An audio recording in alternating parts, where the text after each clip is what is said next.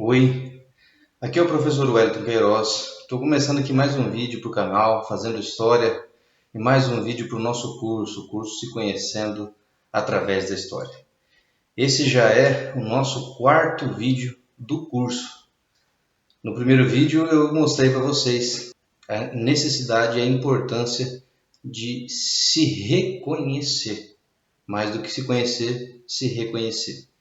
No segundo vídeo do curso, tentei mostrar como que nós podemos tomar decisões realmente importantes a partir do momento que a gente sabe o que realmente é importante para nós. No vídeo passado, que foi o quinto vídeo, eu expliquei a ferramenta que você pode utilizar para agir diante do medo. Que a partir do momento que você começa a tentar se reconhecer, começa a tentar tomar decisões importantes, um dos sentimentos que vai vir é o medo. E como agir diante do medo? Qual ferramenta utilizar? Racionalizar o medo do desconhecido é normal, não precisa entrar em pânico com medo do desconhecido, e expliquei a ferramenta que você pode utilizar então para agir diante do medo. E esse vídeo, com esses 3 vídeos, eu entendo que eu fecho aquilo que é necessário para que a pessoa possa se conhecer. Então, com esse vídeo eu vou mostrar um obstáculo que você tem para se conhecer, um obstáculo muito grande, e que se não der atenção a ele, esse obstáculo te derruba. E que obstáculo é esse que nós apontamos hoje? Hoje você vai conhecer o obstáculo que são os preconceitos. Preconceito é um obstáculo terrível, derruba qualquer um. Com tudo que você for fazer, o preconceito pode te derrubar. Então hoje eu quero mostrar para você como é importante não ter preconceitos. Para isso eu vou até a Grécia Antiga, falar um pouco sobre a tomada da Grécia Antiga pelos macedônios. Vou usar esse episódio histórico. Para mostrar para vocês como que o preconceito pode ser algo muito forte e decisivo na história de qualquer um. Então vamos lá. A Grécia, vim contando aqui muita coisa para vocês sobre a Grécia Antiga. Eles passaram por muitas coisas. Foram um dos maiores criadores de cultura da história, passaram por várias guerras, passaram por crises, tiveram altos e baixos, conseguiram suportar um dos ataques mais inacreditáveis da história, que foi a guerra contra o Império Persa, guerras médicas, retratada naquele filme 300, os 300 de Esparta.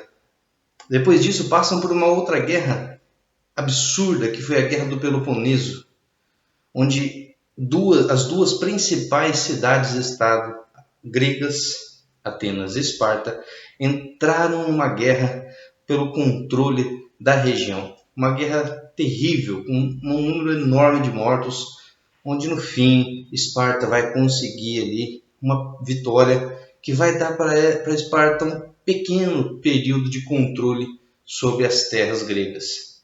Por que pequeno? Porque logo após a Guerra do Peloponeso se encerrar, a Grécia estava muito mal, porque as cidades tinham passado muito tempo nessa batalha e tinham vindo da batalha contra os persas, estavam fragilizadas aquelas cidades. Um adversário percebeu isso e resolveu atacar nesse momento. E o adversário que fez isso era um adversário extremamente conhecido dos gregos, um adversário que era vizinho da Grécia. Esse adversário estava ao norte, a Grécia está aqui, e esse adversário aqui. Quem é esse adversário? Esse adversário é a Macedônia. A Macedônia é um povo que os gregos chamavam, um dos vários povos que o grego chamava de bárbaro. A expressão bárbaro é uma expressão criada pelos gregos, é uma expressão pejorativa para se referir a pessoas que não são gregas, que não dominam o idioma grego. Portanto, o idioma que falam é algo meio que um barbarar. Não é um idioma bonito, não tem cultura nesse idioma. Os gregos usaram essa expressão com os persas, por exemplo, e usavam também com os macedônios. Os macedônios eram bárbaros, povos simples, não precisava dar atenção a eles. Os gregos sempre julgaram a sua cultura superior, o seu povo superior, tudo muito melhor do que o povo macedônio. Até o povo macedônio acreditava de verdade que a cultura do grego era muito melhor do que a dele.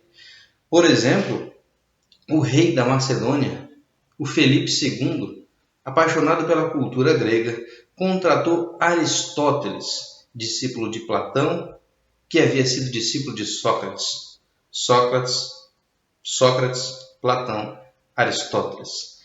Filipe II contrata Aristóteles para ser o professor do seu filho, o Alexandre Magno, que um dia seria rei também na Macedônia.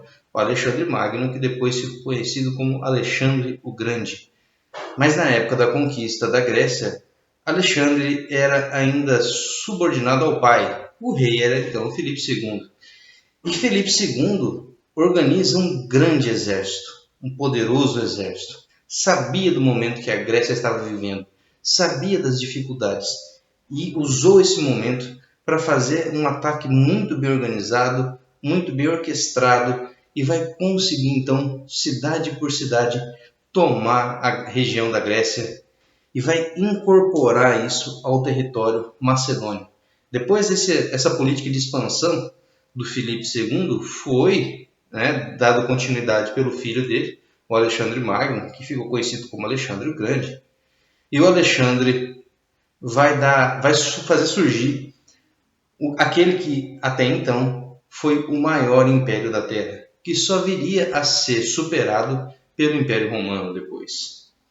Então, um dos maiores impérios de todos os tempos, o Império Macedônio, nas mãos do Alexandre o Grande, começando nas mãos do Filipe II, saindo da Macedônia, uma terra pequena, para conquistar a Grécia, de importância incrível, e a partir dali construir um império.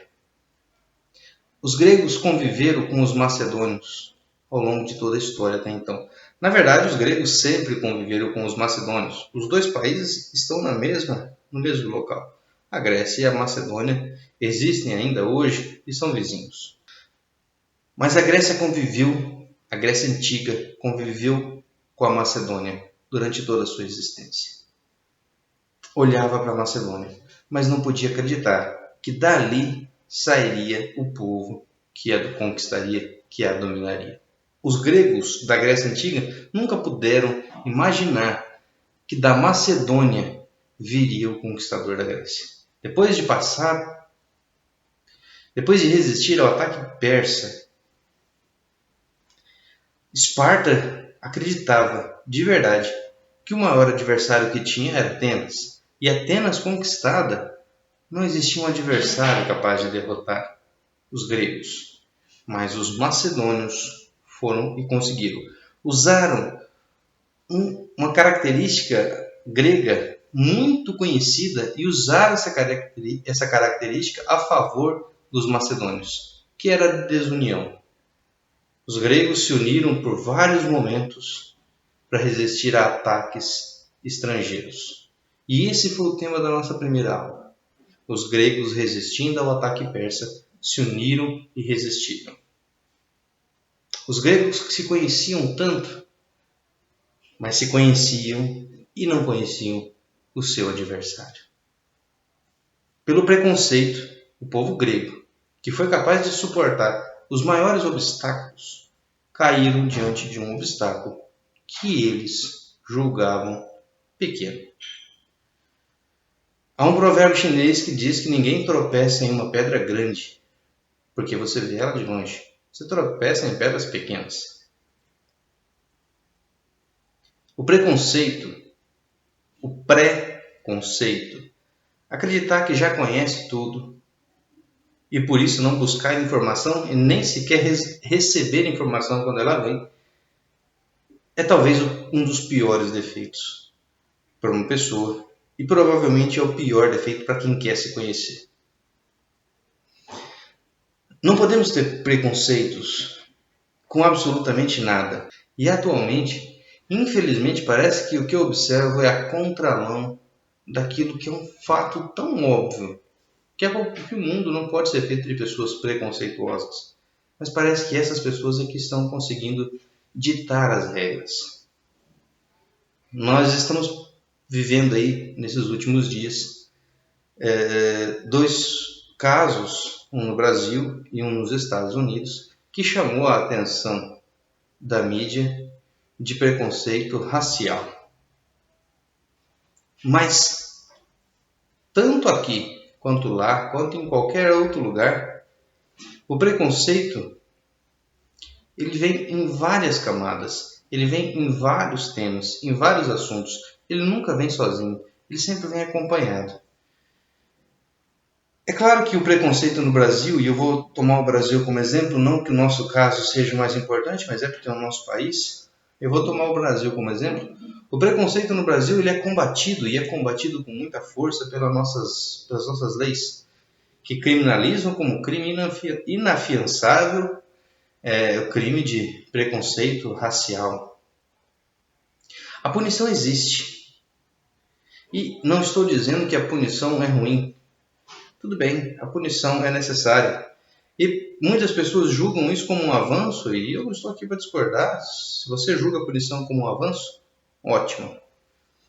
Só que vamos pegar um outro ponto de vista, não o ponto de vista do preconceito, mas o ponto de vista da segurança, para nós podermos analisar um pouco a questão do preconceito. Veja, os países e as cidades mais seguras do mundo, eles não são seguros porque eles são os países e as cidades que melhor punem os seus criminosos. Muito pelo contrário. Os países que têm maior carga de punição geralmente vêm acompanhado com uma carga muito grande de crimes. Os países e as cidades que são considerados mais seguros no mundo, eles são seguros porque o crime não acontece. Não é porque a punição é exemplar, mas é porque o crime não acontece. Um único modelo, que seria um modelo de combate a todo tipo de racismo, a todo tipo de preconceito, que no meu julgamento funcione, seria um modelo onde naquela sociedade o preconceito, o racismo não acontecesse. E para isso ser uma realidade, para o preconceito, para o racismo não acontecer, não adianta a punição. Pode criar a punição que quiser, nunca vai acabar. Para isso o caminho é diferente, o caminho é educação. Tem que ser antes, para ele não acontecer. E veja, não é uma educação simplesmente para dizer que está fazendo, tem que ter uma consciência, tem que ter uma vontade de mostrar que aquilo é errado. Porque há educação, mas preste atenção no que a educação contra racismo e preconceito faz no Brasil invariavelmente. Veja, quando eu era criança, eu ouvi dizer, lá no fim da década de 80, começo da década de 90, eu ouvi dizer que chamar uma pessoa de negro era errado. Isso eu ouvi na escola. Tinha que usar a expressão pessoa de cor. E aí quando eu ouvi, se você nunca ouviu essa expressão, preste atenção no horror que é isso. Porque eu sou o quê? Transparente? Todo mundo não tem cor? Mas isso foi dito para mim na escola, final da década de 80, começo da década de 90. Depois criaram vários outros nomes, várias outras formas de se referir. Veja só, eu vou pegar apenas uma palavra para usar como exemplo daquilo que eu quero que vocês entendam. Tomara que entendam. Vamos pegar a palavra preto. Imagina dois irmãos negros. Dois irmãos negros, um vira para o outro e fala: ô preto, vem aqui, vem aqui. Tem preconceito nessa frase?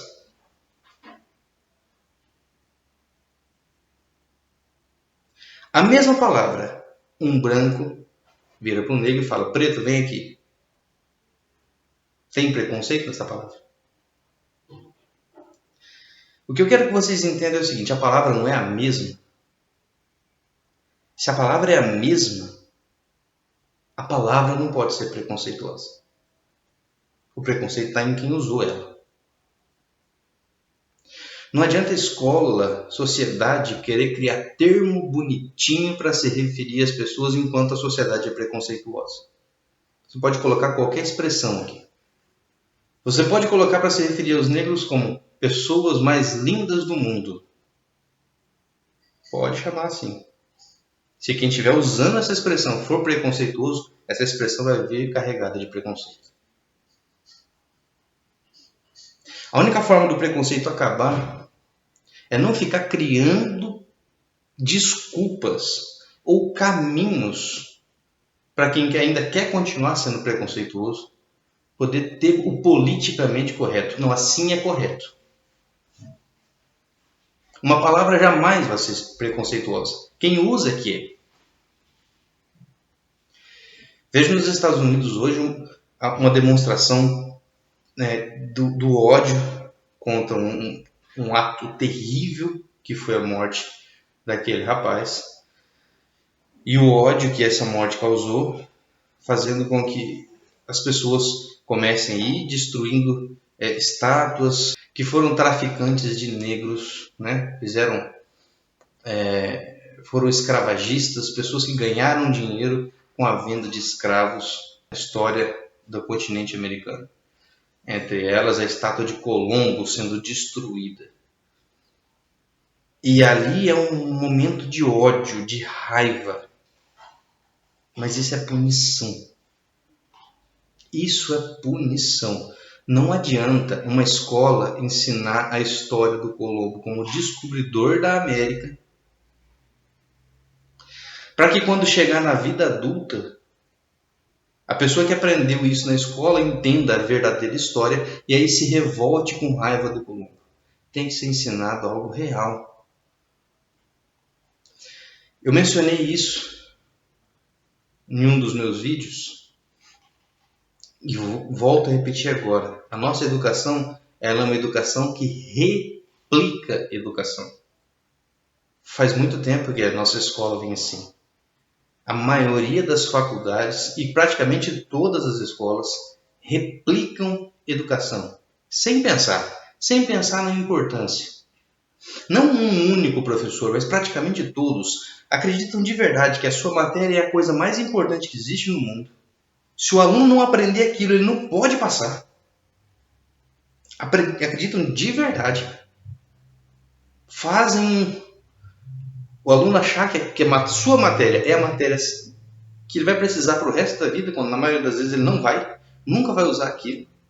E faz uma reprodução do sistema que eles passaram e que não suportaram.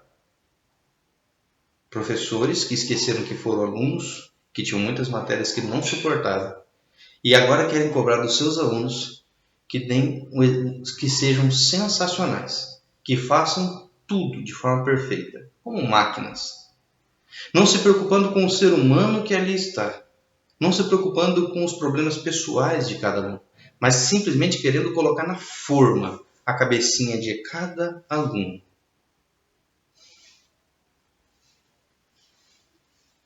Paulo Freire dizia, quando a educação não é libertadora, o sonho do oprimido é ser opressor.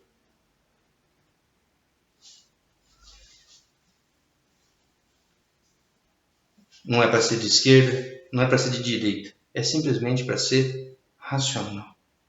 Todos nós somos seres humanos, todos nós temos liberdade. Jesus nunca obrigou ninguém a segui-lo. Ele ensinava aquilo que era certo. Quem quiser, faça. Quem não achar que é certo, não faça. Nunca obrigou ninguém a nada.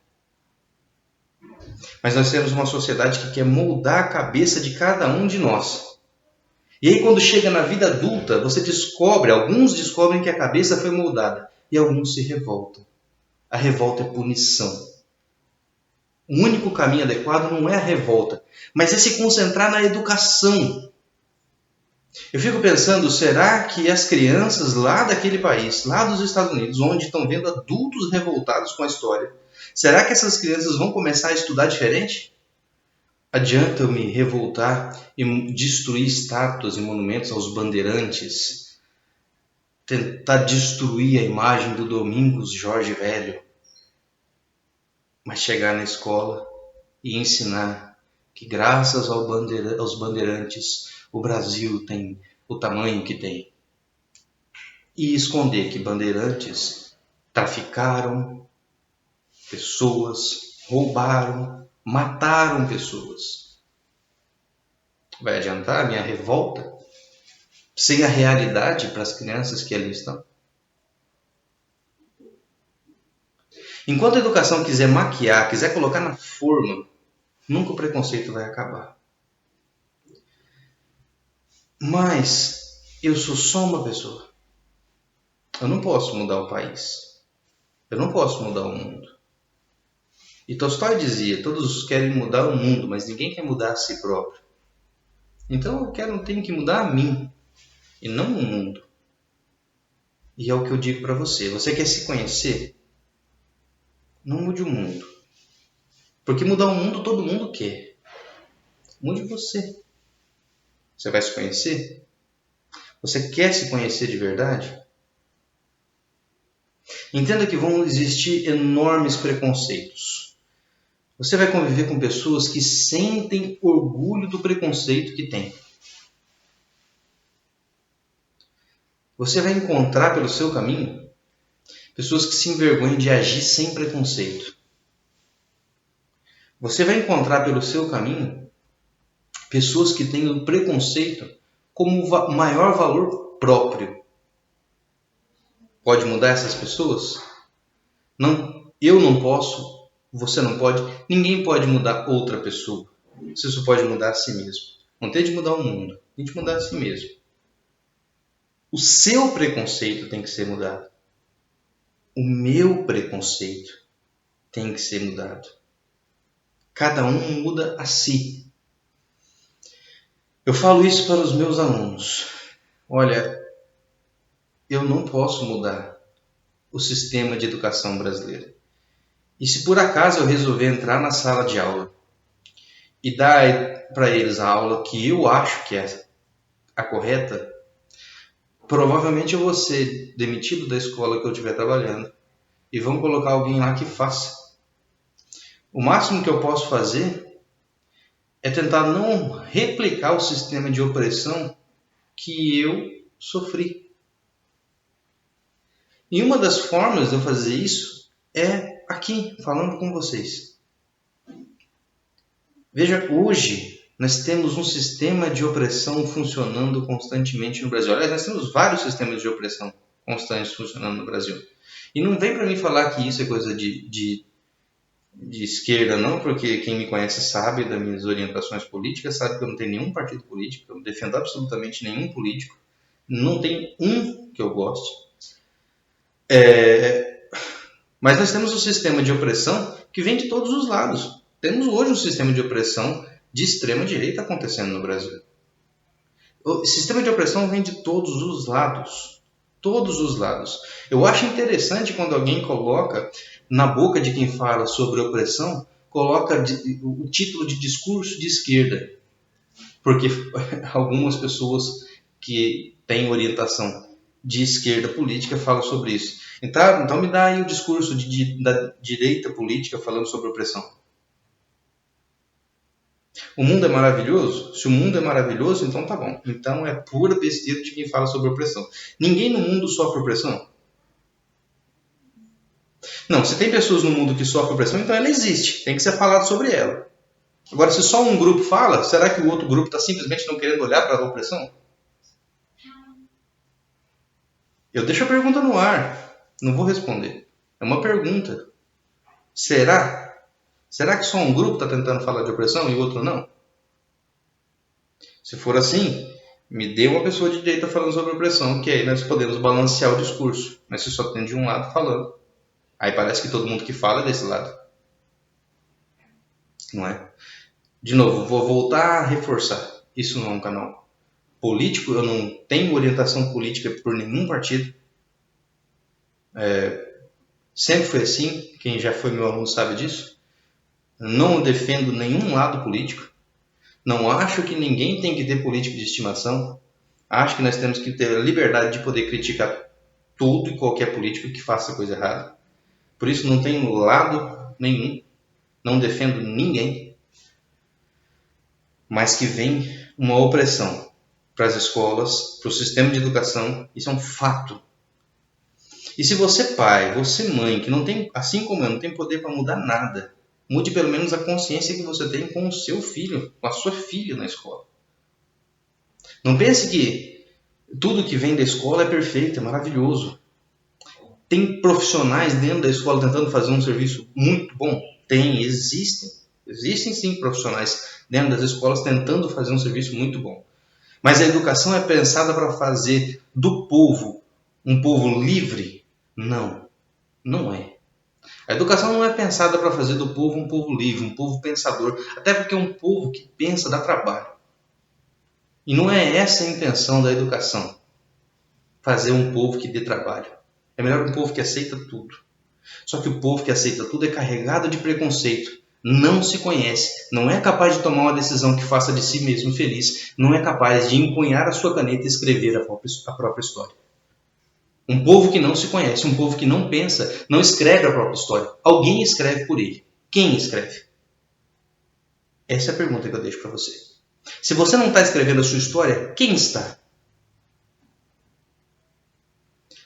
É graças ao preconceito que muitas dessas formas se mantêm na cabeça das pessoas. E não adianta punir. A punição é tarde demais. Toda punição é tarde demais. Educação é o único caminho. Um único caminho. Para combater todo e qualquer tipo de preconceito. Não adianta criar palavras.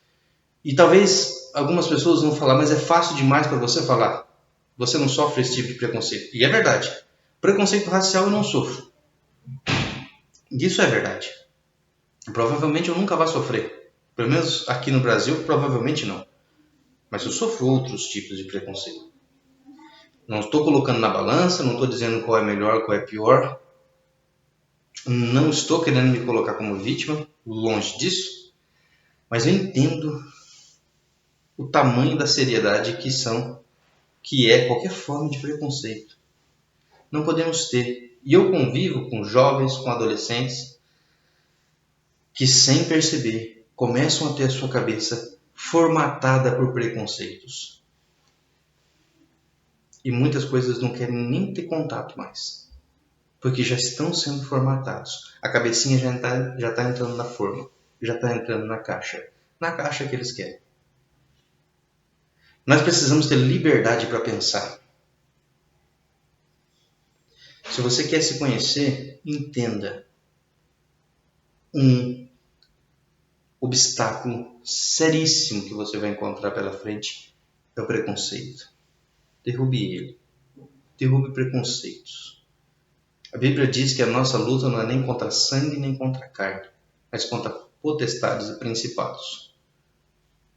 Se você olhar para uma pessoa e ver que ela é feita de sangue e de carne, ela não é sua inimiga, ele não é seu inimigo. E a história nos mostra que amigo e inimigo é simplesmente uma questão de tempo para mudar de lado. A política nos mostra isso também. Porque muitos aliados viraram inimigos e inimigos viraram aliados.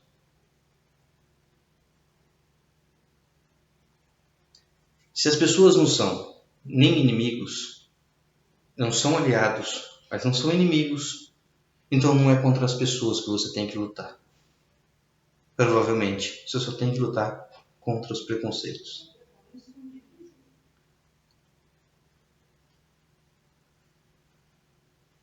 Todo tipo de julgamento ele já nasce errado. Nós estamos aqui para julgar. Na grande maioria das vezes, até mesmo os juízes não julgam. As provas é que criam todo tipo de caminho ali do inquérito. Nós não estamos aqui para julgar, muito menos para condenar. E o preconceito ele só serve para isso. Julgar e condenar. Se você quer se conhecer, entenda. O primeiro vídeo eu vou reforçar. Ele é o mais importante de todos. Todos nós temos falhas, temos erros, temos fraquezas. Todos nós temos. Querer julgar a falha, o erro e a fraqueza do outro é simplesmente uma forma de querer se sentir ou se afirmar melhor ou maior do que o outro. A Grécia fez isso o tempo todo com a Macedônia. E foi pelas mãos da Macedônia que a Grécia caiu. Cuidado com o seu preconceito, porque você pode estar alimentando aquilo que ainda vai te derrubar. E é muito possível, porque eu não sei o motivo, e não vou entrar aqui no mérito de explicar o motivo. Invariavelmente, o que se observa pela história é que aqueles que não observam o seu preconceito, vêm logo na sequência o seu preconceito vir cobrar a conta da sua ignorância. Porque é isso. Preconceito nada mais é do que ignorância. Uma assinatura, uma confirmação da ignorância. Se você quer, de verdade, aprender algo, saber algo, ser inteligente, ser sábio, o caminho é a humildade. Se você quer continuar na ignorância, o caminho é a soberba. E para ser soberbo, precisa estar cheio de preconceitos. Nunca vai ser sábio, mas vai se sentir com o ego inflado. Não sei se vai viver verdade, provavelmente não. Mas tem pessoas que preferem esse caminho. Agora, se você busca realmente conhecimento, se você busca sabedoria, o único caminho é o caminho da humildade, do reconhecimento dos erros, do reconhecimento das falhas, do reconhecimento da condição humana, do reconhecimento de que coisas importantes geralmente não custam nada, mas têm um valor que não tem como ser pago. Reconhecimento de que o medo faz parte da vida de cada um de nós, ninguém é super. Para que você possa entender que a sua e a minha condição é condição humana. Todos nós somos assim. Portanto, cometemos erros e temos falhas. Todos somos humanos. Sem raça. Humanos. Porque se você defender que tem raça, então você vai ter que defender que tem qualidade. Cuidado com esse caminho. Não tem raça. Tem ser humano. Se não somos iguais, então somos diferentes. E se somos diferentes, tem diferença. E um princípio da justiça é que tratar iguais diferentes é injustiça e tratar diferentes iguais também é. Se tem raça, tem diferença. E ela precisa ser equilibrada. A única forma de não ter diferença é se não tiver raça. Se ser humano. Cuidado com o que você acredita. Porque o que você acredita pode ser o caminho que você se vê obrigado a seguir. E pode ser o caminho que te leva a um preconceito. Porque se tem raça, nós vamos começar a querer entender a característica de cada uma delas. E eu lembro que um grupo fez isso na primeira metade do século XX. E se você puxar um pouquinho para a sua memória, você vai lembrar que grupo era esse, que queria determinar qual era a melhor raça que existia. E o caminho e o final não foi muito bom. Se você lembrar disso, entenda onde eu estou querendo chegar. Cuidado com o que você acredita. Cuidado com o que é te ensinado na escola. Se a escola fosse tão perfeita, a educação seria libertadora para todos. Vou deixar mais uma tarefa, como deixo em todos os vídeos. E a tarefa desse vídeo, muito simples também, como todas, tarefa prática. E a tarefa que eu vou deixar é uma tarefa que eu, como sempre, que eu explico aqui, são ferramentas que eu utilizei na minha vida. Então, tudo que eu falo aqui como tarefa, eu já fiz. Algumas coisas eu não faço mais, outras coisas eu ainda faço até hoje. Mas tudo que eu falo aqui, eu já fiz em algum momento da minha vida. E a tarefa que eu vou falar aqui, eu usei ela muito, principalmente na faculdade de História, e uso ainda até hoje. E essa tarefa que eu vou deixar é o seguinte: você vai fazer um exercício racional de trocar de lugar, trocar o seu corpo. Você vai tentar se colocar no lugar, no corpo, tentar se enxergar no lugar daquela pessoa, da, daquele grupo de pessoas, mas o ideal é que seja uma pessoa específica, o ideal é que você foque em uma pessoa, foque em uma pessoa que está debaixo da carga do preconceito, que talvez você tenha, ou que se você não tem, pelo menos aquele preconceito mais forte que você vê as pessoas passar e que você acha que não é um preconceito tão forte assim. Suponhamos que você seja branco, como eu, nunca sofreu um preconceito racial. Por um momento, você já ouviu pessoas falarem sobre o preconceito racial. Você já ouviu vários e vários depoimentos de pessoas que passaram por isso. Se você nunca passou, por um instante troque de lugar. Se imagine uma sociedade onde os valores sejam inversos, onde os brancos foram escravizados, os brancos apanharam, os brancos foram vendidos, traficados, onde você não tem um orgulho de falar que a sua família veio, você é descendente de italiano, espanhol, mas você não tem nem como rastrear direito de onde você veio, porque o seu grupo familiar foi traficado para cá. Avô, bisavô, veio como escravo, foi vendido, foi negociado, houve uma mistura.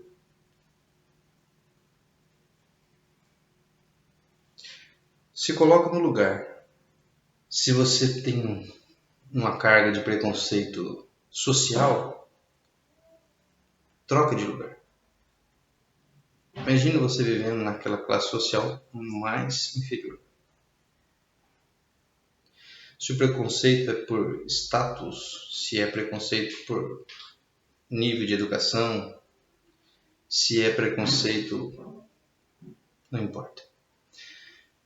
Cada um que está me ouvindo vive em um grupo social diferente, então talvez o seu grupo social, eu falar do preconceito A ou do preconceito B, pode ser que não faça muito sentido, mas você sabe onde você está inserido, qual é o preconceito mais forte que existe. Preconceito religioso. Qual o preconceito? E aí você, por um instante, troca de lugar.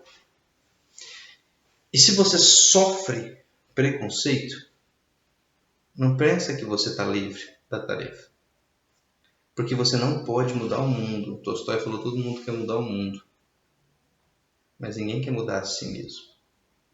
Se você sofre o preconceito, por um instante, deixe a posição de vítima. Porque essa posição é horrível. Deixe a posição de vítima por um instante. Troca de lugar. Eu tenho preconceito. Eu sou gordo. Sou bem gordinho. Tenho preconceito por ser gordo. Vou pensar que, como eu sofro preconceito por ser gordo, então eu não preciso mais me preocupar. Não, troco de lugar. Eu não sofro preconceito racial, eu não sou negro, troco de lugar. Você é negro, mas é magro, troca de lugar. Todo mundo troca de lugar. Troca de lugar. É brincadeira, é dança das cadeiras agora, né? É trocar de lugar. Troca de lugar. E entenda o preconceito da outra pessoa. Sabe por quê? O fato de você sofrer um preconceito não te dá um título de pessoa isenta de preconceito. Não quer dizer que você não tenha. E eu já convivi e convivo com pessoas que sofrem preconceito e ainda assim são extremamente preconceituosas. E eu não vou dizer para você que eu não sou. Eu tenho essa consciência do preconceito. Eu tenho consciência de que o preconceito é ruim. Tenho consciência que eu não devo ter preconceito. Isso não quer dizer que eu não tenho. E a qualquer momento eu posso me pegar com preconceitos. E todos eles são ruins, sem exceção. Não devemos ter preconceito. Com nenhum tipo de... com absolutamente nada. Portanto, se você sofre, isso não te dá o direito de não fazer a tarefa. Simplesmente troque de lugar. E se coloque na posição do outro. Como é? Faça como toda tarefa que eu passo aqui. Ninguém é obrigado a fazer. Não vai mudar absolutamente nada a sua relação com o canal. Mas a única coisa que eu peço é, se fizer, faça bem feito. Faça para aprender. Já que você não é obrigado, fazer algo que você não é obrigado, ainda fazer mal feito não faz o menor sentido. Ou não faça, ou faça bem feito. Não faça de qualquer jeito. Faça entendendo. Se você fizer bem feito, o exercício vai te mostrar. Como me mostrou na faculdade, trocando de lugar com personalidades históricas, personagens históricos, eu começava a tentar entender o que aquela pessoa passou, os medos, os preconceitos, as dificuldades. E isso me ajudou muito a entender a história. Agradeço demais por ter me acompanhado até aqui. Deixe os seus comentários, se você quiser, de tudo que a gente está falando, de tudo que está sendo dito aqui. Se você quiser deixar algum comentário, está sendo útil, não está, fique à vontade, pode comentar. Muito obrigado e até o próximo vídeo.